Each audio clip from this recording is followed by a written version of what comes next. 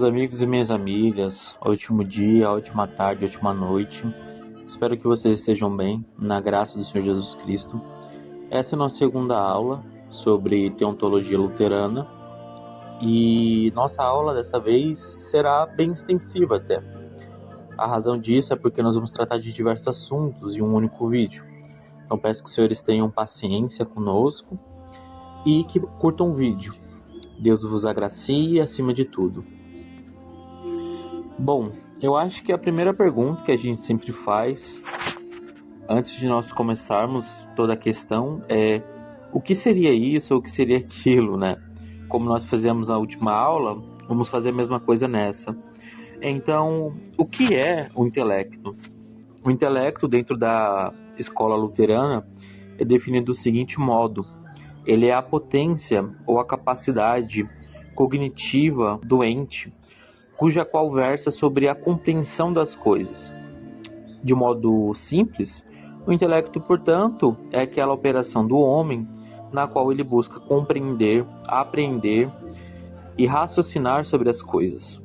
Pois bem, tendo isso em vista, sobre que coisas exatamente o homem ele está compreendendo? Essas coisas têm nome. E quais são seus nomes? Bom, chamamos as coisas externas a nós de espécies sensíveis. Também podemos falar de objetos externos para que fique mais fácil a compreensão. Esses objetos externos, por sua vez, eles produzem ao nosso intelecto uma certa impressão de conhecimento. No nosso intelecto, nós temos um modo duplo de operação. Um se chama de intelecto paciente, o outro se chama de intelecto agente. O intelecto paciente, por sua vez, é aquele que recebe uma ação externa, uma ação fora de si. E neste caso, essa ação ela procede dessas espécies. Elas produzem, por exemplo, o que chamamos de conceito objetivo. O conceito objetivo, por sua vez, pode ser descrito como aquelas primeiras impressões que nós temos quando olhamos para algo, percebemos alguma coisa. Por exemplo, se olhamos para um copo, se olhamos para uma caneta, se olhamos para uma parede, nós intuitivamente entendemos o que aquelas coisas são. Nós entendemos o que é a parede, nós entendemos o que é o copo, nós entendemos o que são essas coisas. Mas nós nunca paramos para nos perguntar, o que de fato são essas coisas? E essa pergunta, ela nasce justamente no que chamamos de intelecto agente. O intelecto agente, por sua vez, é aquele que age, aquele que opera. Mas opera sobre o quê? Sobre aquela informação que foi dada por meio das espécies sensíveis. Então, por exemplo, quando eu olho para um copo, eu compreendo o que esse copo é. Eu vou olhar e falar, bom, esse copo tem vidro. Mas de onde veio esse vidro? Bom, esse vidro veio de tal lugar. Mas o que é esse tal lugar? Entendem? Então a gente vai cada vez mais penetrando o que seria a natureza, o que seria a cuididade daqueles objetos. Portanto, nós chamamos isso de conceito formal. O conceito formal, por sua vez, ele é basicamente a essência de uma coisa. Então, por exemplo, quando nós temos o conceito de homem, nós olhamos na rua, vemos este ou aquele homem. Nós entendemos que existe uma humanidade, correto? Que é a natureza daqueles homens. Mas o que é essa humanidade? Então nós vamos concluindo até que por fim chegamos que o homem é um animal racional. Então o que diferencia o homem dos outros é a racionalidade. A racionalidade, por sua vez, é então a essência do homem. Então o que nos difere, por exemplo, de animais sem razão é exatamente a razão. Pois tendo razão, nós somos diferentes deles. Portanto, a essência do homem aqui é a racionalidade. E a racionalidade, por sua vez, é o que chamamos de conceito formal. Portanto, o intelecto ele opera desse seguinte modo dentro dos homens. Ele opera recebendo e operando sobre aquelas informações. Dentro das espécies sensíveis é o que chamamos de espécies inteligíveis, que são aquelas que estão fora da matéria. Essas espécies, portanto, elas chegam por meio da abstração. Cabe lembrar que o processo pelo qual o homem ele vai produzindo suas ações, né, segundo o intelecto agente, se chama abstração. Então, a abstração ela é o meio pelo qual o homem recebe e alcança as espécies inteligíveis. Essas espécies, por sua vez, elas existem dentro das espécies sensíveis, como também fora. Por exemplo, nós nunca vimos um anjo, mas podemos inteligir o que seria um anjo e como ele operaria. Nós nunca vimos a Deus com olhos corpóreos, mas podemos inteligir o que seria Deus por meio de Cristo, por exemplo. Claro, dentro da teologia luterana, toda a intelecção em relação a Deus, por vias naturais, é sempre muito falha. Os luteranos têm uma visão muito pessimista sobre a ideia de reconhecer, alcançar ou contemplar a Deus, ainda que seja em termos metafísicos. Nenhum escolástico luterano admitirá, por exemplo, que um não crente consiga chegar à correta interpretação sobre Deus. Para todo escolástico luterano, na verdade, um não crente nunca chegará à correta interpretação sobre Deus, senão por meio de Cristo. E isso também contempla os crentes. Os crentes não alcançam a correta noção sobre o que é Deus segundo a razão, mas sim segundo a razão guiada pela graça.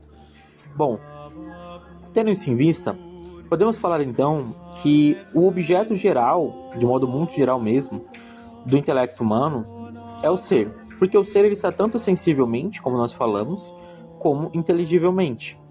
O ser para os luteranos, melhor dizendo, o ente para os luteranos, ele é definido como a essência real, tá certo? O ente para os luteranos, ele é definido como a essência real das coisas. Como nós falamos antes, também o outro nome que damos a isso é conceito formal. A essência real das coisas, portanto, é o conceito mais simples, porque o ente, por sua vez, ele tem que ser identificado com Deus, porque o ente ele é a essência, ele é a existência das coisas. Deus, portanto, é a essência e a existência das coisas. Deus ele é o ser por excelência, portanto, todas as coisas que participam são ser por participação, como nós explicamos anteriormente na aula sobre a vontade. Dito isso, existe uma pequena controvérsia entre luteranos e reformados sobre o conceito de ente. A controvérsia se deu entre Scheibler e o Timpler.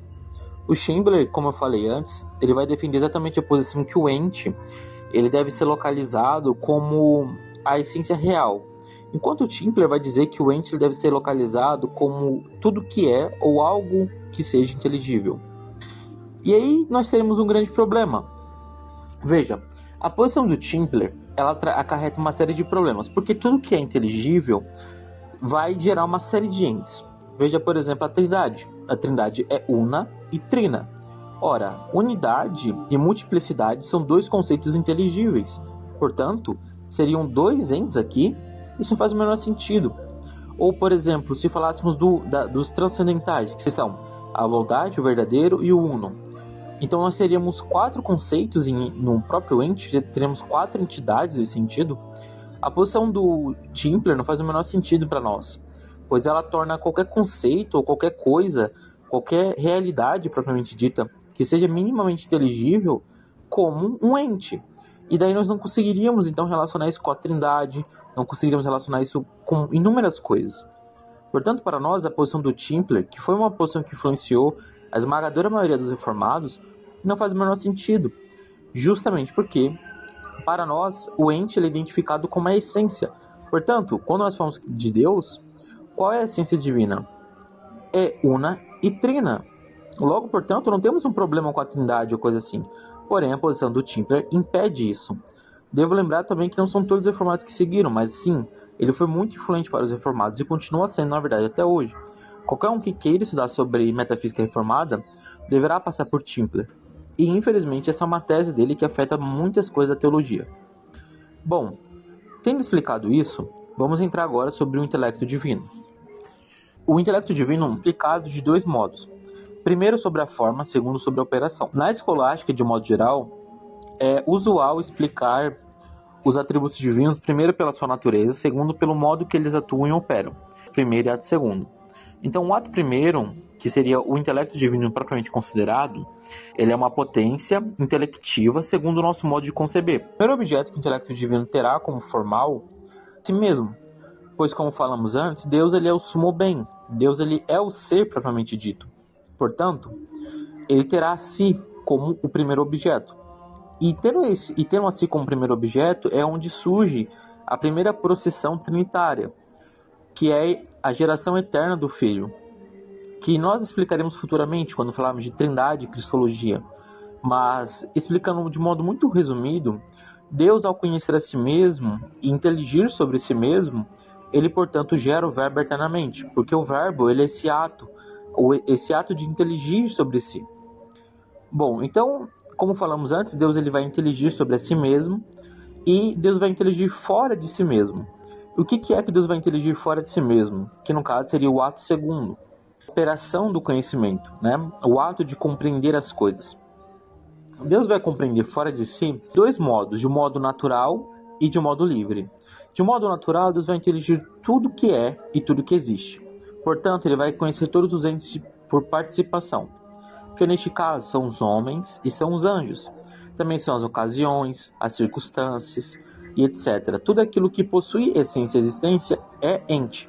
Sendo ente, portanto, é participativo a Deus, pois somente Deus é ente por excelência. Todos os demais são entes por participação. Já no segundo modo, que seria o conhecimento livre, neste conhecimento nós temos então a ciência de simples inteligência e a ciência de visão. A ciência de simples inteligência, por sua vez, é aquela ciência que vai versar sobre os entes possíveis, ou seja, tudo aquilo que é ou está para vir, em sua existência física ou sua existência metafísica. Já a ciência de visão, ela versará sobre aqueles entes que hão de existir dentro do tempo, ou seja, aqueles entes que estão no passado, presente ou futuro. Claro que para Deus não existe passado, presente ou futuro, mas ele contempla as coisas segundo o seu modo. Então Deus ele está me vendo agora, como Deus também estarei daqui a 10 anos, assim também como Deus sabe como eu estava 10 anos atrás. Deus ele versa sobre o ente segundo as suas terminações temporais na ciência de visão. A união dessas duas ciências gera o que chamamos de ciência média. Ciência média é essa que ela versa as coisas que hão de existir sob uma determinada condição. Então, por exemplo, Deus soube que Adão e Eva cairiam se a serpente os tentasse. Deus soube que os homens seriam salvos se Cristo fosse crucificado. Deus soube que nós seríamos salvos, e a maneira que esse modo de conhecer se comporta se dá muito pelos decretos divinos, pois o decreto e o intelecto eles andam lado a lado. Isto é, a medida em que Deus ele conhece é a medida também que Deus ele decreta. Não apoiamos aqui, evidentemente, a posição reformada de que Deus decreta para conhecer. Os luteranos eles entendem que Deus ele primeiro conhece as coisas e depois ele produz seu decreto. Neste caso, dentro do conceito de ciência média luterana, que não é o conceito, por exemplo, que nós temos em Molina, que nós temos em Soares, mas sim um conceito que nós temos nos tomistas, como por exemplo Caramuel, Herault, o próprio Marinsola, por exemplo, também vai trazer esse tipo de conhecimento, que eles chamam de ciência de quarta divisão. Essa ideia de ciência média, então, ela acompanha consigo mesma decretos. Quando Deus ele conhece que tais coisas se seguirão sobre determinadas ordens divinas, ele também produz certos decretos que relacionam essas ordens. Então, os homens serão salvos mediante os méritos de Cristo, ou seja, os méritos de Cristo são a condição para que nós sejamos salvos. Portanto, ele decreta também a ordem de enviar o seu Filho como mediador. Os decretos divinos, portanto, eles estão acompanhados com o conhecimento divino. Eles não são, digamos, com muitas aspas, tiros do escuro. Deus, ele, portanto, decreta as coisas, daí ele descobre como elas se seguirão. Não. O intelecto e a vontade andam lado a lado. Deus, ele vai conhecendo na mesma medida que ele vai determinando, vai permitindo, vai decretando.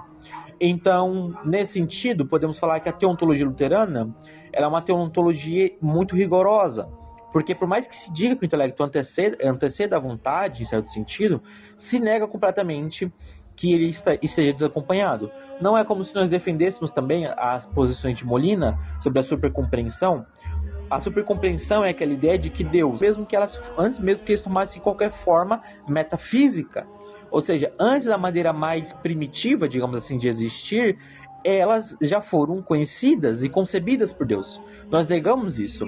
Deus ele produz os seus decretos, Deus ele produz as suas ordens, e a partir disso, ele vai conhecendo como as coisas vão se desdobrando.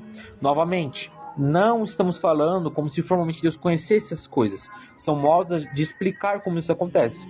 Então, por exemplo, outro exemplo útil. Se Deus decretar, eu salvarei o meu povo segundo a palavra e os sacramentos, portanto, ele emite um decreto para que a palavra e o sacramento seja eficaz a todo aquilo que crê. E, portanto, ele emite um decreto para que o Espírito Santo age no coração dos homens, por meio da sua graça eficaz. E essa graça opera nos homens. E, portanto, aqueles que não resistem por conta da graça, eles são salvos. Aqueles que resistem por sua culpa são condenados. Então veja, a cada conhecimento existe um ato da vontade unido. Não existe uma desarmonia nesse sentido. A execução do decreto e o decreto andam lado a lado. A execução do decreto mostra que Deus é muito sapiente. E sendo muito sapiente, ele decreta aquilo que é melhor para nós. E aquilo que é melhor para nós está revelado na Sagrada Escritura. Pois bem, dito isso, geralmente se levanta uma questão. Decretos condicionais de Deus, como falamos agora há pouco, eles frustram a vontade divina ou eles são, ou como podemos falar, o fato de Deus decretar condicionalmente significa que ele está sendo frustrado? Na realidade, não.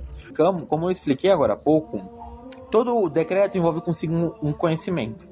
Portanto, quando Deus decreta agir condicionalmente com os homens, agir ordinariamente com os homens, ele sabe quais aqueles que negarão e aqueles que aceitarão. Aqueles que aceitarão, evidentemente, por conta da sua maravilhosa graça, e aqueles que recusarão, evidentemente, por sua miserável culpa. Portanto, Deus nunca é frustrado, pois ele sabe exatamente sobre quem é seu povo. Deus ele sabe qual é o número dos seus eleitos, que não cabe a nós, pois a Escritura não nos revelou, mas Deus ele sabe. Então, portanto, a sua graça, a sua palavra, é eficaz a todos os homens, porque como diz o próprio Cristo em Lucas 8, ele joga a palavra para os homens. Em algumas ela não frutifica, em outros frutifica, mas não se conclui, como fala, por exemplo, em Lucas 8,13. O intelecto e a vontade divina, eles sabem exatamente quais são os sujeitos nas quais a sua palavra frutificará e quais não.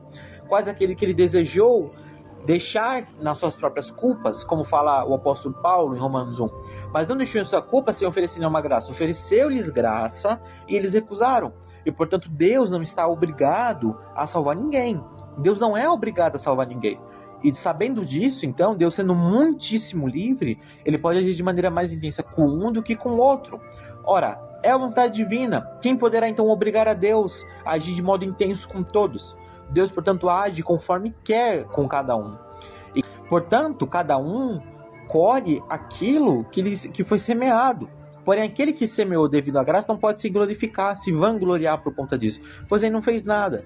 Mas, então, o intelecto divino e a vontade divina nunca são frustrados, pois Deus sempre tem em vista, Deus sempre sabe o que está fazendo, pois é muito sábio.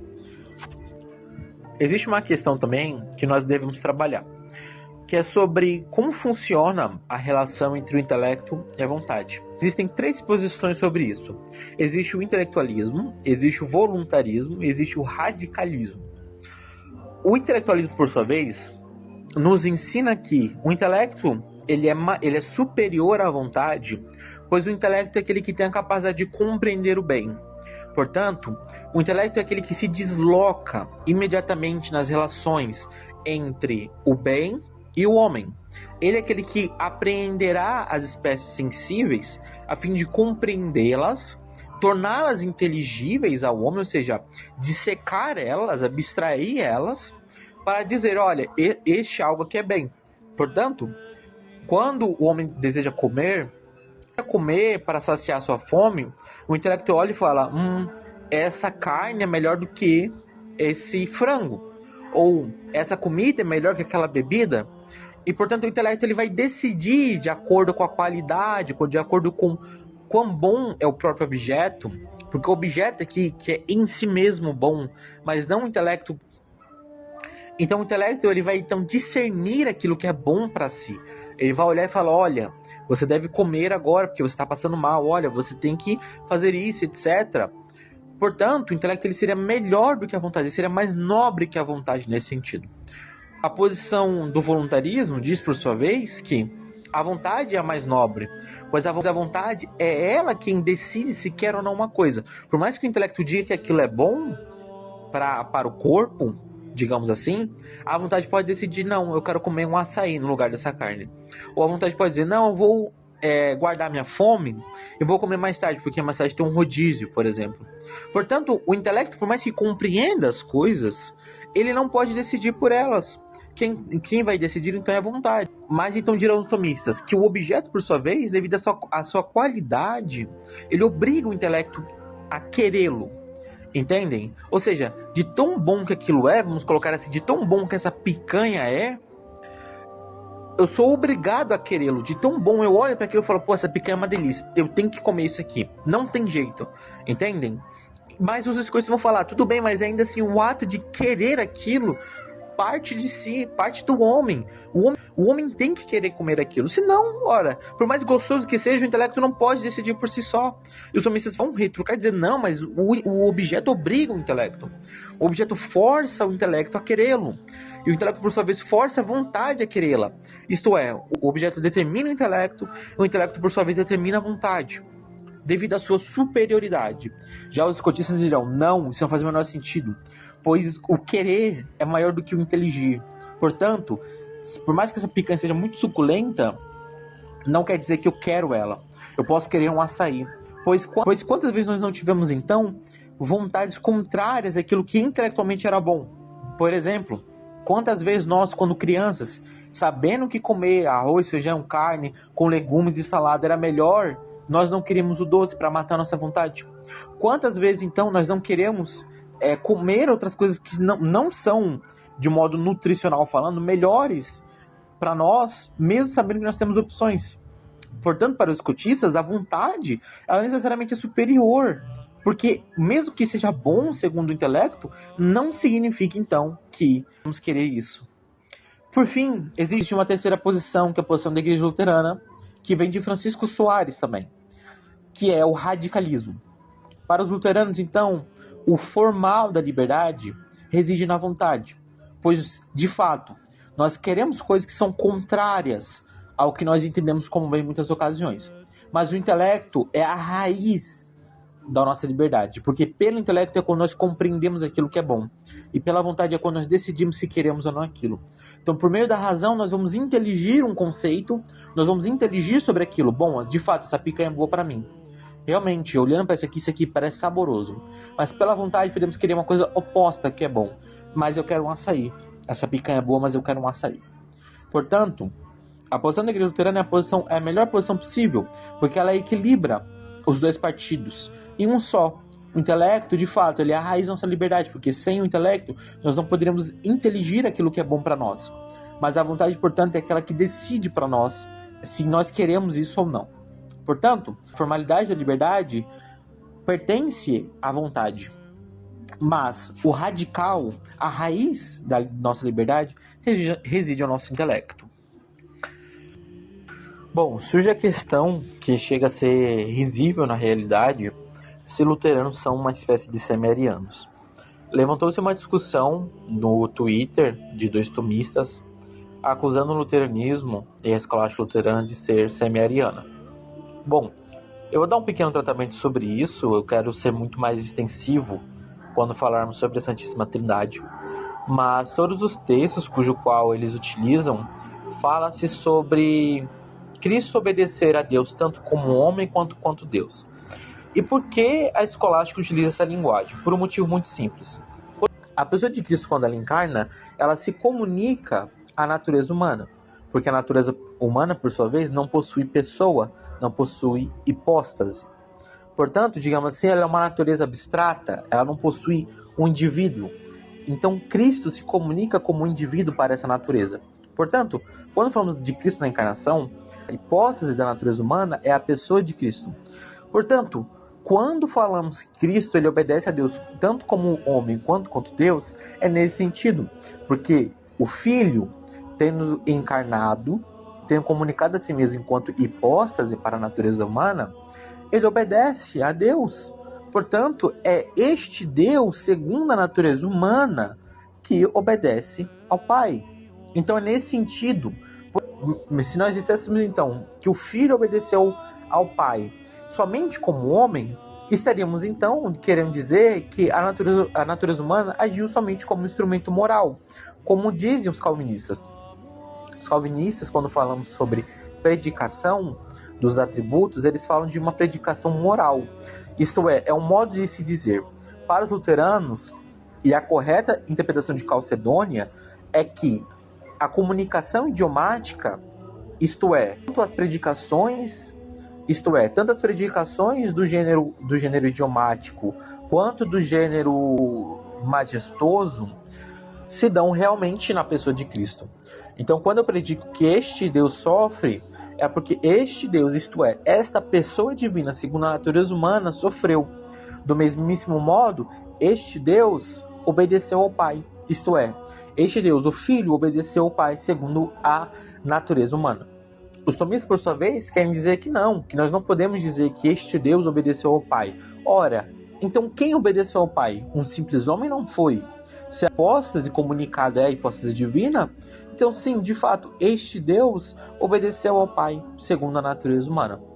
O grande problema é que a teologia luterana, de modo geral, ela tem uma linguagem muito realista, uma linguagem, em muitos casos, muito assombrosa para alguns. E, portanto, surgem essas falsas acusações que o Filho obedeceu ao Pai. O Filho obedeceu ao Pai segundo, ou no que diz respeito, à sua missão na Terra. Não segundo a pessoa tomada de maneira simples, ou isto é, considerada sem a natureza humana, mas considerada com a natureza humana. Devemos lembrar que os atos de Cristo são conjugados, ou seja, são atos que procedem tanto da natureza divina quanto da natureza humana. Portanto, o que os nossos doutores escolásticos querem dizer nada mais é do que isso, que o Filho, segundo a carne, obedeceu ao Pai, no que diz respeito à sua missão. Então não, luteranos não são semi-arianos, do contrário, luteranos foram os que mais defenderam a Santíssima Trindade contra o socinianismo. E futuramente eu vou levantar outra questão, sobre a falsíssima acusação contra os reformados, levantada pelos mesmos tomistas, acusando eles de serem modalistas, que também é uma mentira descarada. Reformados não são modalistas. Nós temos críticas, sim, a muitos modelos de trindade dos reformados, como de Zanck, como de Kerckmann, mas isso é mentira. Reformados não são modalistas. Mas isso ficará para outro tópico. O último tópico que eu quero trazer aqui vem de um livro que infelizmente não está mais à venda, mas que na minha época foi muito bom ter comprado, do professor Leandro Bezerra, um tomista brasileiro, sobre a consciência de Cristo. Por fim, o último tema que eu quero abordar aqui é sobre como que funciona o intelecto divino na pessoa de Cristo enquanto encarnado. Pois bem, infelizmente teria que ser muito breve sobre isso, porque nós teremos uma aula somente sobre encarnação, mas quando falamos sobre a encarnação de Cristo, sempre temos em vista que Cristo ele é o perfeito homem. O perfeito homem, por sua vez, ele é definido como Adão. Ponto. Em Adão, nós temos todas as perfeições essenciais. Portanto, questões de língua, questão de conhecimento, etc., tudo isso era perfeito em Adão, sem que ele precisasse da experiência.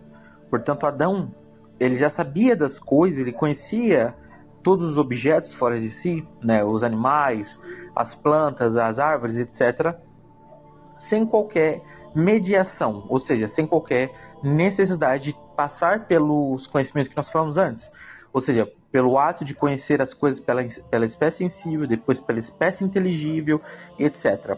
Todas essas coisas já estavam em Adão, do mesmíssimo modo em Cristo. Portanto, em Cristo existe a dupla operação, como nós falamos, mas em razão da perfeição da humanidade do Verbo, ele possuía o que chamamos então de ciência infusa. Ciência infusa é essa que se divide de dois modos, como acidental, que é como nós falamos agora há pouco, por exemplo, o ato de conhecer uma língua, de conhecer o que é esta árvore, etc. Tudo isso que demanda, que vem das espécies sensíveis, Cristo já sabia enquanto homem, assim também como conta desse participar, o intelecto criado de Cristo, ele também versa sobre alguns conteúdos da onisciência divina, pois é uma única pessoa. Ser uma única hipóstase comunicada, uma única hipóstase subsistente, há certos conteúdos que o intelecto criado participará da onisciência, sem que antes a onisciência se torne um atributo, se torne uma propriedade formal da natureza humana. Pois uma coisa é participar, outra coisa é formalizar. São coisas completamente diferentes. Portanto, Cristo tem a ciência infusa, tanto acidental quanto essencial, perfeitas, segundo a sua natureza humana, que é perfeitíssima, como também. Bom, meus amigos, espero que vocês tenham aproveitado. Essa aula foi um pouco mais extensa que a última. As próximas aulas tendem a ser maiores ainda, como sobre a Santíssima Trindade, encarnação do Verbo. Espero que vocês tenham gostado. E, se possível, caso vocês achem que alguma coisa pode melhorar, seja o áudio, etc., seria bom que vocês colocassem aqui nos comentários. Deus nos abençoe e que nos guarde. Amém.